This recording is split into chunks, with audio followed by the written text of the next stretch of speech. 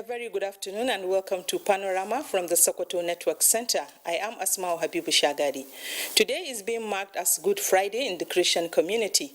What is the day all about and what are the Christians expected to do on Good Friday? This will be our focus on our discussion segment. We will, however, start with the day's news in a moment.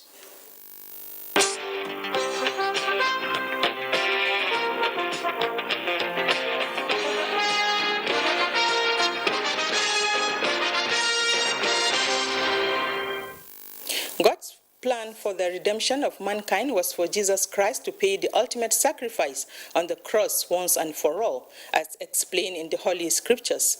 Deborah Gazazi Mika in this report examines the significance of Good Friday, which is the commemoration of the crucifixion and death of Jesus Christ.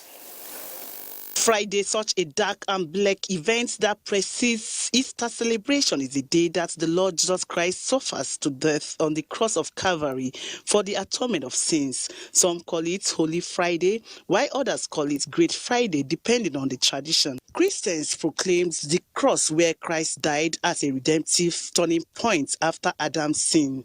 The death of Jesus Christ also means that mankind has been brought out of bondage of sin and Satan. Therefore, Christians on Good Friday remember the ultimate sacrifice, victory over sin, and reconciliation of mankind with God.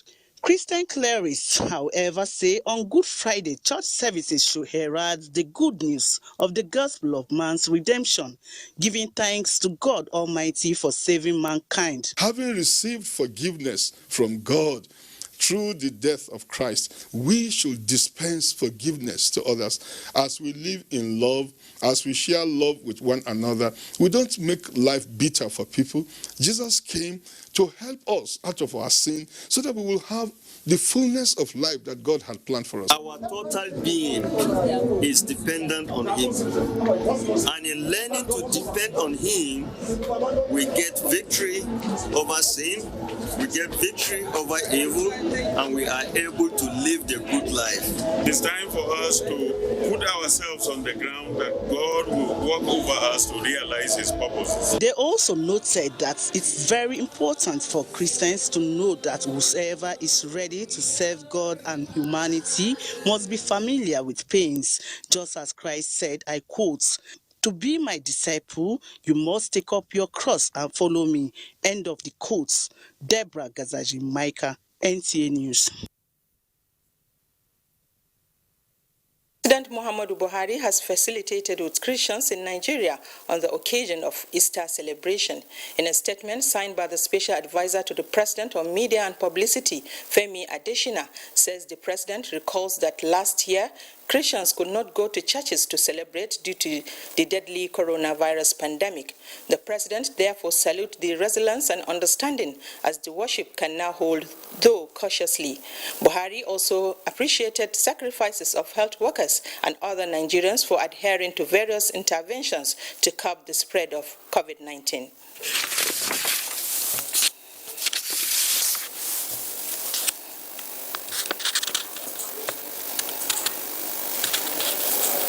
The chairman of All Progressives Congress, Caretaker and Extraordinary Convention Planning Committee, and Yobe State Governor Maimala Buni has urged Nigerians to live in peace, harmony, love, and unity as Christians faithful celebrate Easter.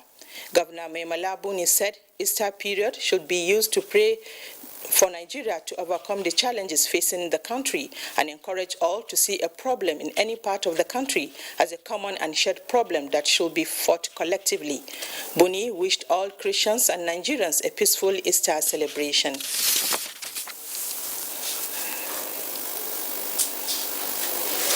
And now the news will continue in a moment.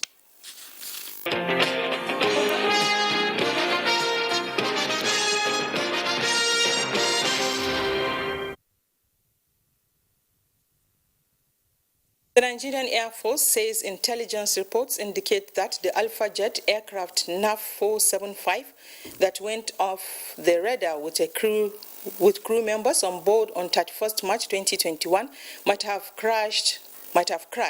In a statement released this Friday by the NAF Director, Public Relations and Information, Air Commando Edward Gabwet said the cause of the crash as well as the whereabouts of the two pilots remain unknown.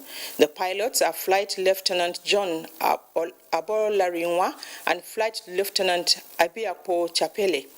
Extensive search and rescue efforts supervised by the Chief of the Air Staff, Air Marshal Oladio Amao, are still ongoing by NAF surveillance aircraft as well as NAF Special Forces and Nigerian Army troops on ground.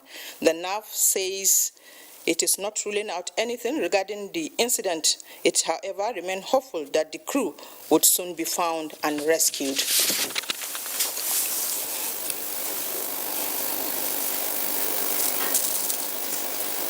The Director General, National Orientation Agency, Dr. Garba Abari, has charged youths in Kebbi State to follow footsteps of the nation's leaders who, through commitment, dedication, hard work, and patriotism, became leaders of today. At a one-day youth summit in Birnin Kebbi, the Director General also called on them to embrace the various federal government's empowerment programs for a better future. Abdijalil Muhammad Bawa reports. The introductions of various social intervention programs by the current administration of President Muhammadu Buhari in the country have been described as steps aimed at creating employment and arresting idleness among youths in Nigeria. On the other hand, agitation of youth to be fully involved in governance and policy making informed National Orientation Agency's decision to organize a one-day campaign for youth in the country to know what is expected of them as the leaders of tomorrow.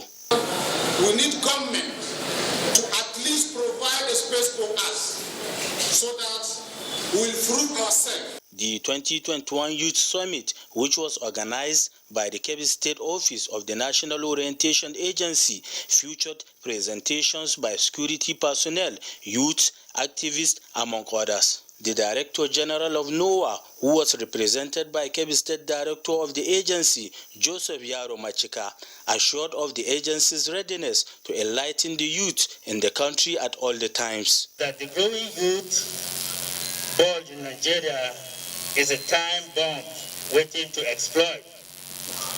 These facts clearly indicate that government can no longer ignore. The National Orientation Agency also pledged continued effort at enlightening the society on various programs of the government. In Birnin Kebbi, Abdul Muhammad Bawa, NTA News. The Kebbi State Judiciary has reiterated its resolve to ensure conformity in the administration of criminal justice system as done globally. The Chief Judge of the state, Justice Suleiman Muhammad Tambari, stated this at a one-day workshop for magistrates and Sharia Court of Justice in Birnin Kebbi. Usman Abdullahi Shehu completes the story.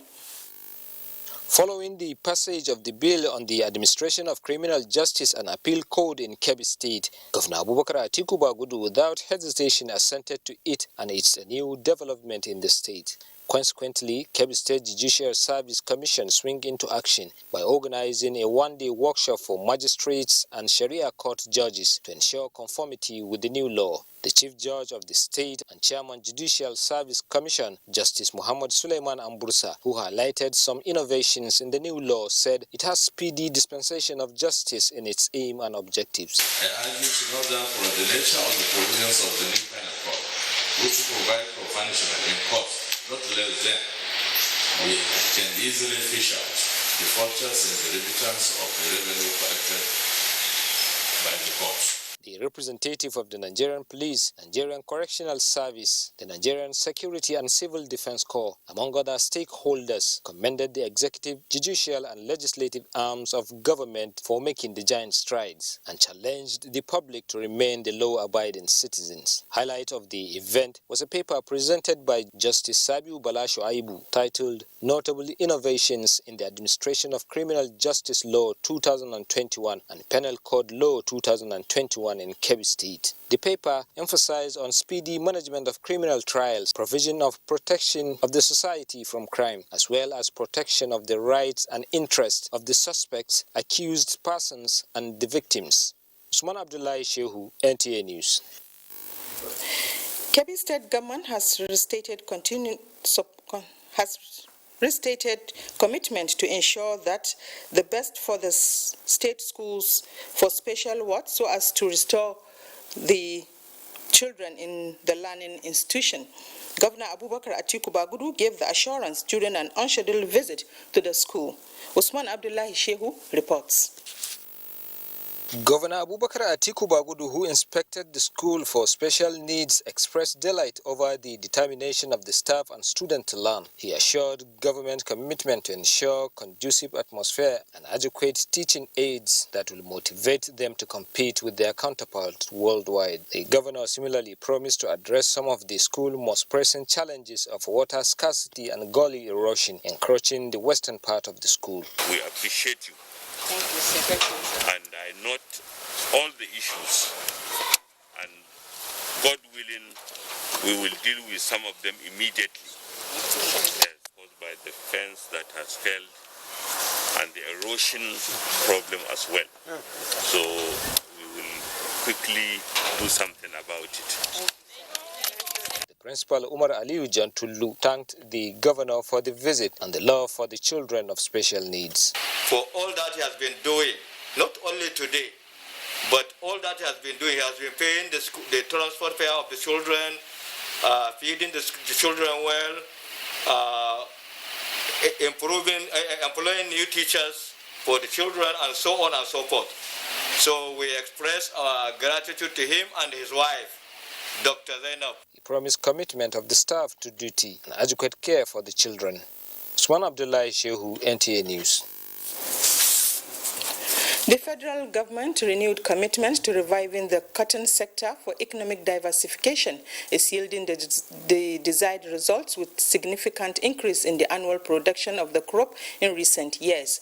Haliru Muhammad Umar reports on the uptake of the commodity from the farmers who benefited from the CBN and co-borrowers program for the 2020 farming season in the Northwest and the prevailing challenges.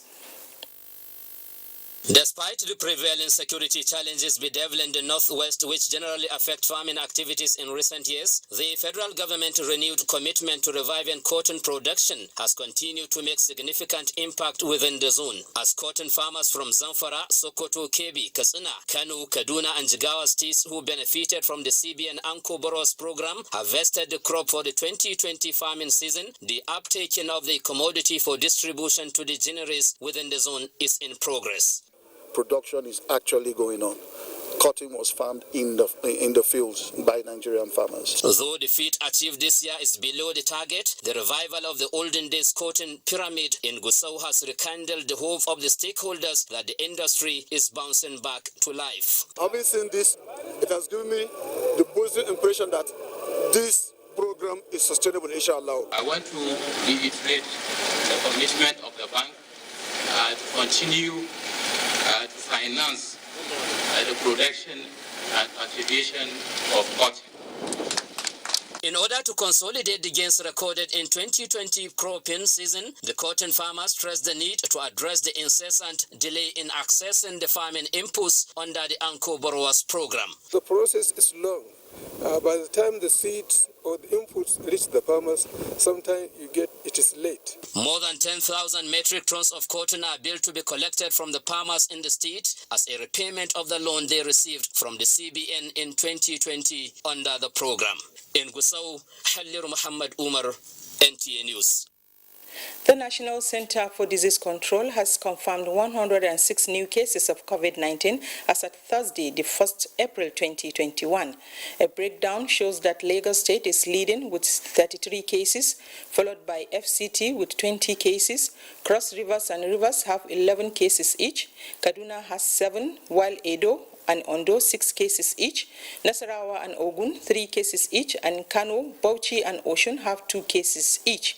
This brings the total number of confirmed cases in the country to 162,997, and with 151, 708 discharged and 2,058 deaths recorded.